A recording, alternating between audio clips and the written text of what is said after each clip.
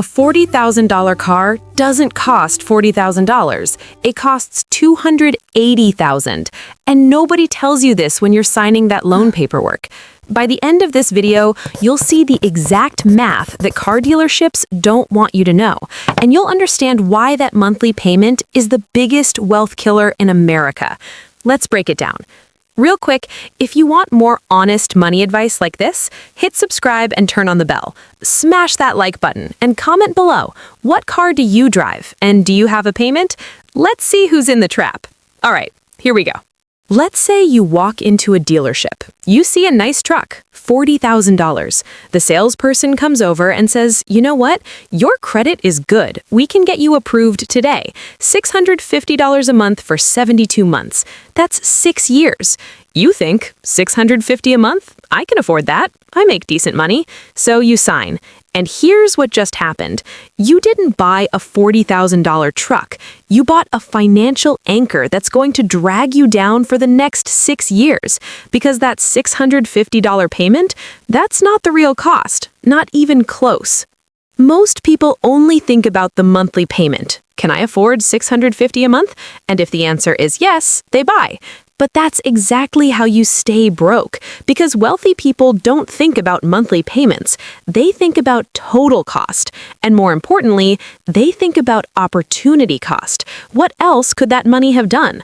So I'm going to show you 3 numbers: the sticker price, the real price after interest and depreciation, and the opportunity cost. And when you see all 3, you'll never look at car payments the same way again.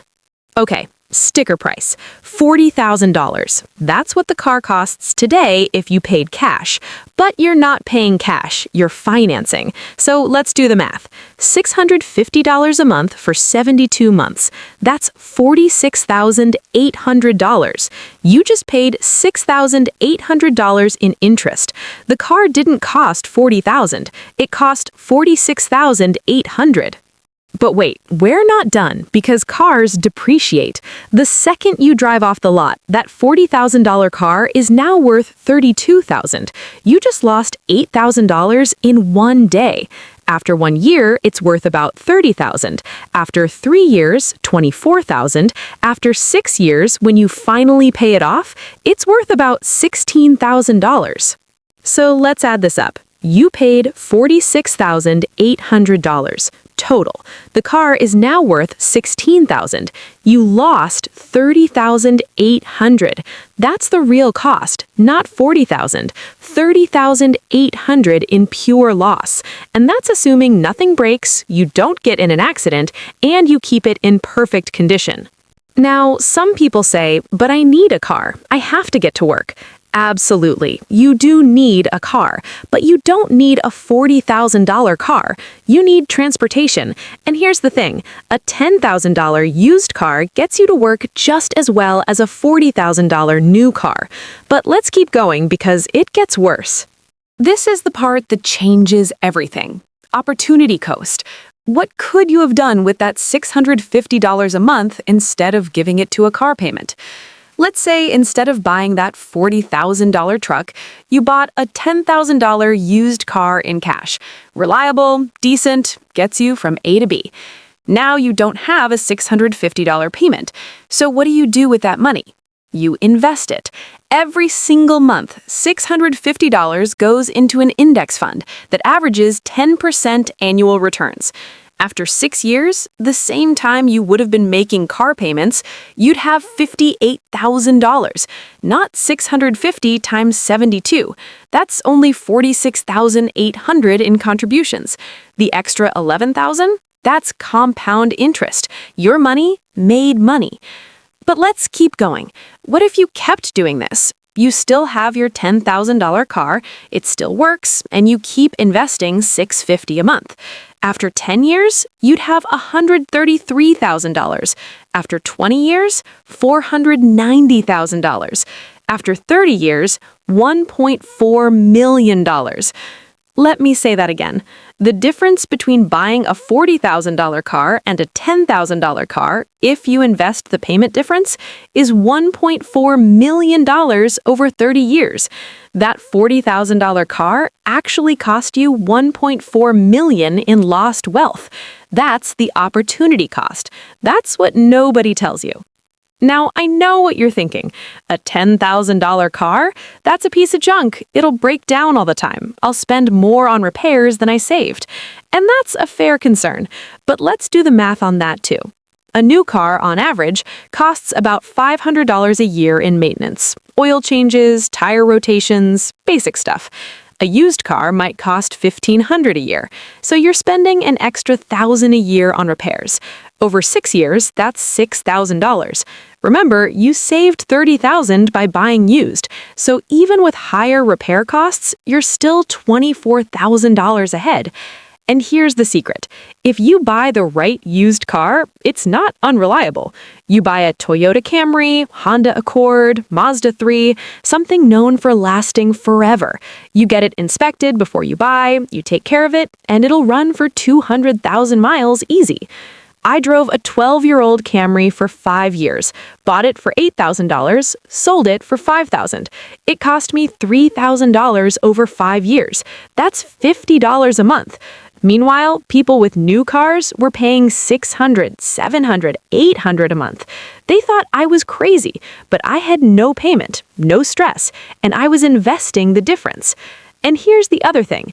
New cars have higher insurance costs. Registration fees are higher because they're based on the car's value. So it's not just the payment. It's insurance, registration, higher interest rates if your credit isn't perfect. All of it adds up. A $40,000 car costs you in ways you don't even realize. So, if buying an expensive car is such a bad financial decision, why do so many people do it? Because it's not about transportation, it's about status. People want to look successful. They want their neighbors to think they're doing well. They want to feel important when they pull up somewhere. But here's the truth. The people driving the nicest cars are often the poorest because they spent all their money on the car. They've got the car payment, the insurance, the gas for a truck that gets 12 miles per gallon, and they're living paycheck to paycheck. Meanwhile, actual wealthy people, a lot of them drive old cars because they care about building wealth, not looking wealthy. There's a saying, wealth whispers, broke people shout. The guy in the $70,000 truck with custom rims, he's probably broke.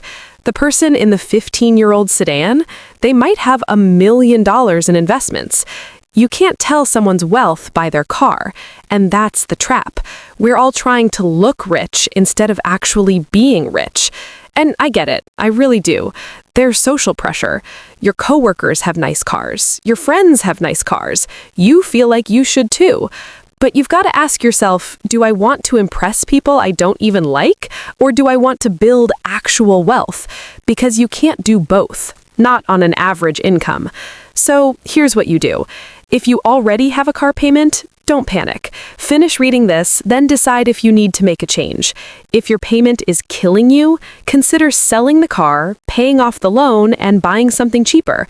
Yes, you might lose somebody in the process, but you'll stop the bleeding. If you're thinking about buying a car, here's the rule. Pay cash if at all possible. And if you can't pay cash, that means you can't afford the car. Buy something cheaper. Save up. Pay cash, drive it until the wheels fall off. Then save up and do it again. And whatever you do, do not fall for the monthly payment trap. Dealerships will stretch loans to 84 months, 96 months, just to make the payment look affordable. But all you're doing is paying interest for longer and staying in debt for longer. If you absolutely must finance, keep it under 3 years. The shorter the loan, the less interest you pay. And put down at least 20%. That way you're not underwater the second you drive off the lot. But the best option? Save up. Buy a $10,000 car in cash. Drive it for 5 years. While you're driving it, save up $20,000. Then sell the $10,000 car for $5,000 or $6,000. Now you've got $25,000 in cash. Buy a $15,000 car, bank the other $10,000. You see the pattern? You're always moving up, but you're never in debt. Look, I'm not here to tell you what to drive. If you love cars, if that's your thing, fine. But be honest about the cost. Don't lie to yourself and say it's a good financial decision. It's not. It's a choice you're making to prioritize that car over wealth. And if you're okay with that, cool. But most people aren't. Most people have a car payment and they're stressed about money, and those two things are connected. So here's my challenge.